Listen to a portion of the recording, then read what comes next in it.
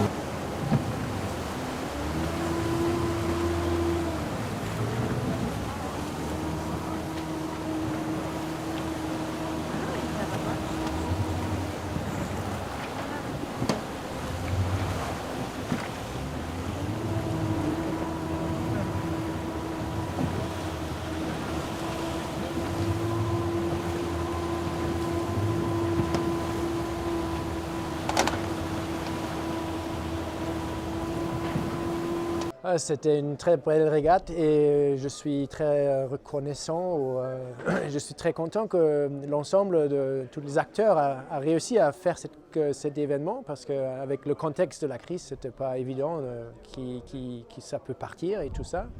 Donc je suis déjà ravi qu'on a eu cette belle bagarre et ce beau événement.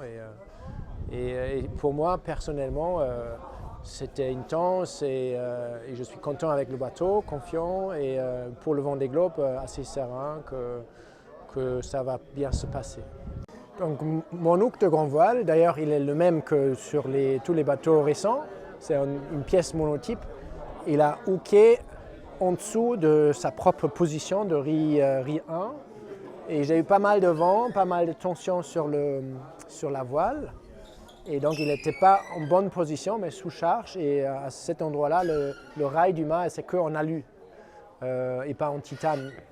Donc la partie alu s'est arrachée. Et ensuite, après, je n'ai pu pas reglisser le hook vers le haut parce que chaque fois, il sortait du rail. Donc un petit problème mécanique dans le service de cette hook. Mais c'est les détails parfois qui embêtent vraiment. Et finalement, les conditions étaient OK pour que tu arrives au sable en course avec de riz dans la grand voile. Finalement, ça a été aussi des bonnes conditions pour que tu puisses terminer la course et retourner au sable. Oui, j'ai eu un peu de chance aussi que je ne reste pas dérivé des journées et des semaines.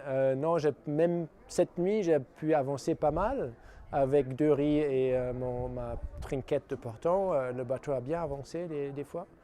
En général, j'étais un peu pénalisé. J'ai perdu quelques possibilités de m'accrocher plus, mais bon, c'est la vie. Tu as dit dans une vacation que tu étais super confiant dans ton bateau qui marchait très fort dans la brise. Moi, je voudrais que tu me parles justement de cette espèce de symbiose avec ton bateau où on sent que tu le connais bien avec ses foils, avec les changements qu'il y a eu. Parle-nous de cette confiance que tu as en ton bateau à moins de 4 mois du Vendée Globe. C'est important ça. Oui, déjà, c'est la 4e saison qu'on navigue avec le bateau. Je ne sais pas, je pense que j'ai fait une dizaine de transats avec le bateau, ou l'équipe a fait une dizaine de transats. Pas de courses transats, mais aussi des convoyages et le voyage avec Greta. Donc on a beaucoup navigué avec le bateau et à l'intérieur, l'ergonomie et tout ça, je me sens chez moi. Et maintenant, cet hiver, on a mis des grands foils et le bateau avance mieux qu'avant dans beaucoup de conditions et allure. Et on a trouvé des bons équilibres. Le bateau ne se cabre pas trop, ça ne fait pas des sauts, c'est assez agréable à naviguer et très contrôlé. Chouette. Bon, tu as pu te jauger avec tes concurrents. Il y a eu une belle bagarre avant que tu aies eu cette avarie de hook. Quelque part, la bagarre aussi intensifie la course. C'est sympa de savoir se positionner par rapport aux petits copains avec qui tu vas faire le Vendée Globe. Oui, c'est génial. Je pense que ce Vendée Globe, on aura une flotte très solide. ces participants à ce régate-là, ils ont fait un bon test. Mais il y a aussi d'autres, donc il y a une bonne flotte bien préparée, je pense, malgré toutes les difficultés du début de l'année. Et je me sens bien dans cette flotte et j'ai bien espoir de pouvoir jouer un rôle sportif aussi dans la flotte. Voilà, c'est ça l'essentiel. Et un dernier mot, parce que tu es très engagé sur la préservation des océans. Tu as largué un flotteur Argo en mer. Quelques mots là-dessus. C'était aussi important, cette course, de ce point de vue-là, de ce point de vue d'engagement pour la préservation des océans. Pour toi, en tout cas, on a senti que tu étais très investi. Oui, déjà, le nom de notre waypoint au nord représente la collaboration entre la classe IMOCA et l'IOC UNESCO. Et voilà, dans ce contexte de larguer ce buoy dérivant, ou le profiler dans notre cas, il y en avait 6 bateaux en tout dans la classe qui ont amené du matériel. C'est une petite geste qui ne nous coûte pas grand-chose et après ça nous enrichit aussi la vie parce qu'on parle avec les scientifiques, on a des retours. Maintenant on peut suivre notre flotteur à nous pendant 4 ans, on voit les positions et c'est super intéressant. Bon, et juste dernière chose, à chaque fois je dis dernière chose, comment tu te sens? T'es claqué, t'es cramé, ça va?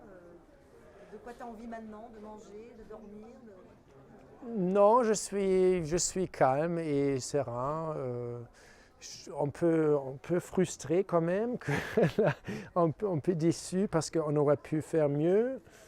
Et c'est une petite connerie qui nous a empêché de tout donner.